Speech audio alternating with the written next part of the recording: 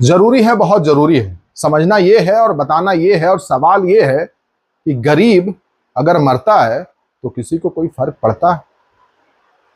चूल्हे अगर उनके बंद हो जाते हैं तो किसी को तकलीफ होती है?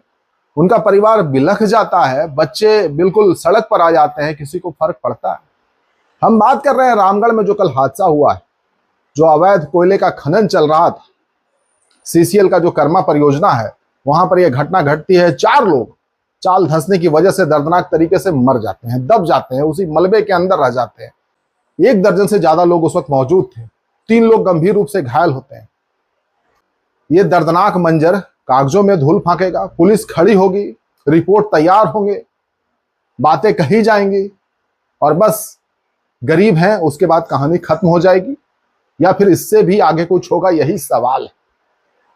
सवाल इस बात को लेकर है, रामगढ़ हो या झारखंड का कोई सा भी इलाका जो कोल बेल्ट वाला हो, वहां पर अवैध खनन की वजह से जो हादसे होते, वो सिर्फ हादसा नहीं होता, वो सिस्टम का फेल्योर होना बताता है, वो जिला प्रशासन का फेल्योर होना बताता है।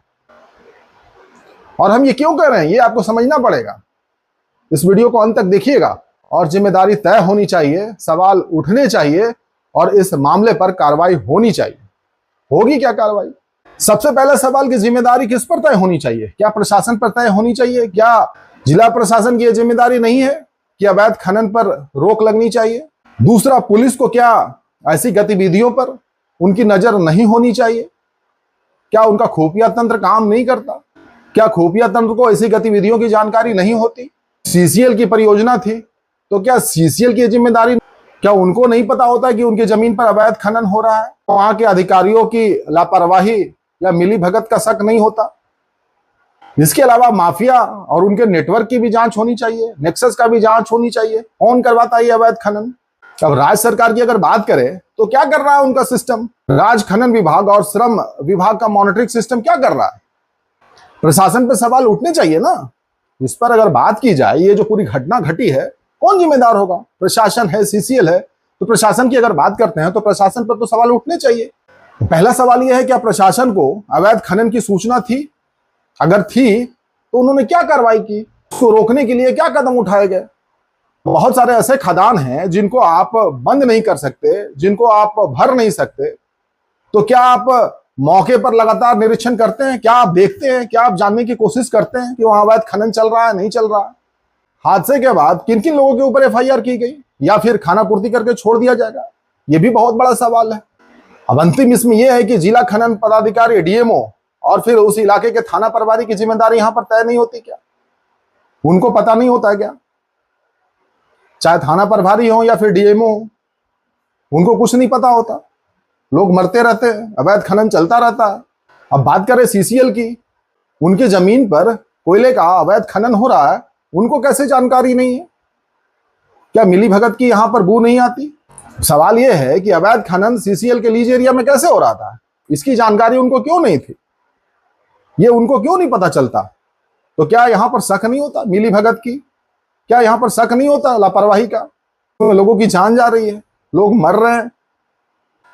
अब इसमें लोग पूछेंगे, क्या सीसीएल ने जिला प्रशासन को इसकी सूचना दी थी? कितने बार दी थी कि अवैध खनन हो रहा है उनके इलाके में, उनके उनके उनके कोयले खनन के जमीन पर? जानकारी दी गई तो कितने बार दी गई, या दी ही नहीं कभी? सीसीएल ने खुद ने क्या सुरक्षा के उपाय किए थे? उसको लेकर कोई उपाय भी किए थे, या बस ऐसे ही छोड़ दिया था अवैध खनन के लिए? यह है कि हादसे के बाद तो ये आपको पता ही है कि खबरों में चल रहा था कि ग्रामीण काफी रोष थे, आक्रोशित थे, और सीसीएल के गेट पर जो परियोजना चल रही थी वहां पर बैठकर सबके साथ बैठे थे और मुआवजे की मांग कर रहे थे, नौकरी की मांग कर रहे थे, 20 लाख रुपए का डिमांड कर रहे थे। तो सीसीएल इसमें क्या आगे बढ़कर करेगा, ये तो बात की बात।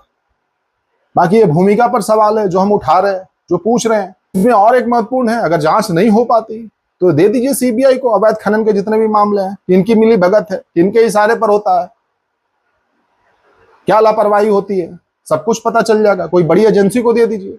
अब लोग ये भी समझना चाहेंगे, क्या सिर्फ एफआईआर होगा कि कोई गिरफ्तारी भी होगी? यही है ना कि गरीब है, और गरीब है तो लाचार है, बेबस है, वो अपनी बात कहां तक लेकर जाएंगे? रोएंगे धोएंगे, और फिर से अपने काम पर लग जाएंगे।